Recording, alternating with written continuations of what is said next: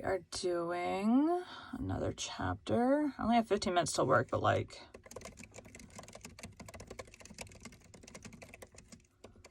03, 02, I think we can do it. I'm trying to finish this book today. Start on the Anne books next. Today we'll be continuing The Life and Adventures of Santa Claus by L. Frank Baum. 2. When the World Grew Old. The next morning, when Santa Claus opened his eyes and gazed around the familiar room, which he had feared he might never see again, he was astonished to find his old strength renewed and to feel the red blood of perfect health coursing through his veins. He sprang from his bed and stood where the bright sunshine came in through his window and flooded him with its merry dancing rays. He did not then understand what had happened to restore to him the vigor of youth, but in spite of the fact that his beard remained the color of snow, and that wrinkles still lingered in the corners of his bright eyes, old Santa Claus felt as brisk and merry as a boy of 16, and was soon whistling contentedly as he busied himself fashioning new toys. Then Ak came to him, and told of the mantle of immortality, and how Claus had won it through his love for little children.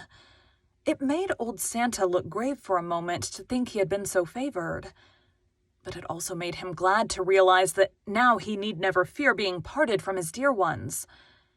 At once he began preparations for making a remarkable assortment of pretty and amusing playthings, and in larger quantities than ever before. For now that he might always devote himself to this work, he decided that no child in the world, poor or rich, should hereafter go without a Christmas gift, if he could manage to supply it. The world was new in the days when dear old Santa Claus first began toy-making and won, by his loving deeds, the mantle of immortality, and the task of supplying cheering words. Sympathy and pretty playthings to all the young of his race did not seem a difficult undertaking at all. But every year more and more children were born into the world, and these, when they grew up, began spreading slowly over all the face of the earth, seeking new homes, so that Santa Claus found each year that his journeys must extend farther and farther from the Laughing Valley, and that the packs of toys must be made larger and even larger. So at length he took counsel with his fellow immortals, how his work might keep pace with the increasing number of children, that none might be neglected. And the immortals were so greatly interested in his labors that they gladly rendered him their assistance. Ak gave him his man-kilter, the silent and swift, and the Nook Prince gave him Peter, who was more crooked and less surly than any of his brothers, and the Real Prince gave him Neuter, the sweetest-tempered reel ever known, and the Fairy Queen gave him Whisk, that tiny, mischievous, but lovable fairy who knows today almost as many children as does Santa Claus himself.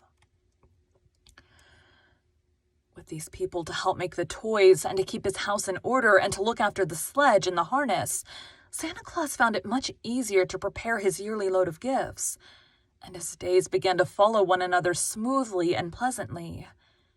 Yet after a few generations, his worries were renewed, for it was remarkable how the number of people continued to grow, and how many more children there were every year to be served.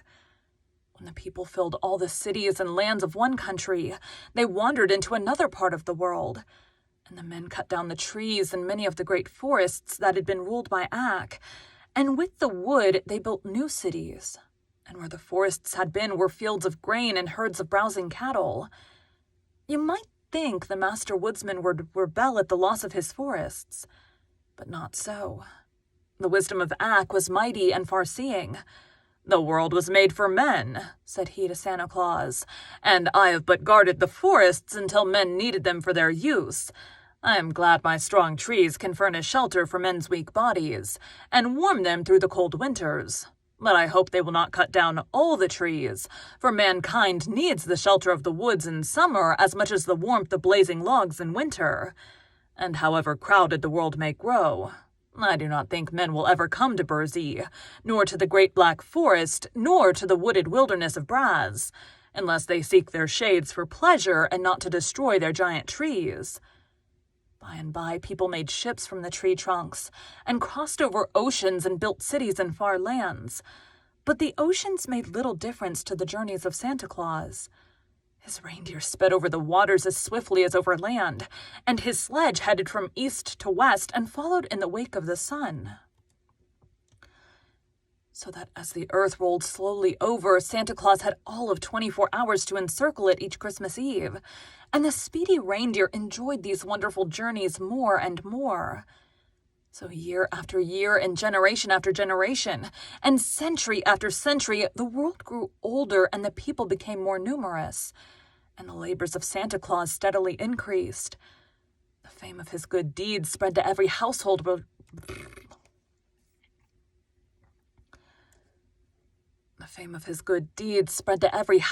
where children dwelt, and all the little ones loved him dearly.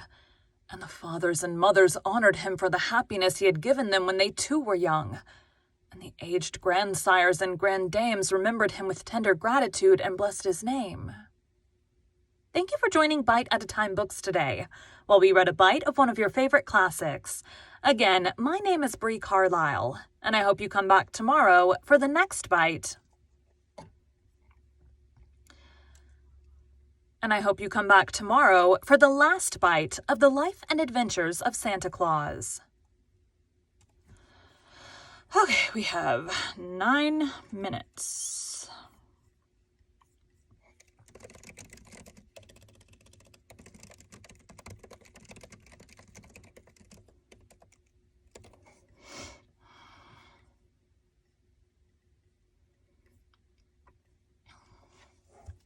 Thanks, guys.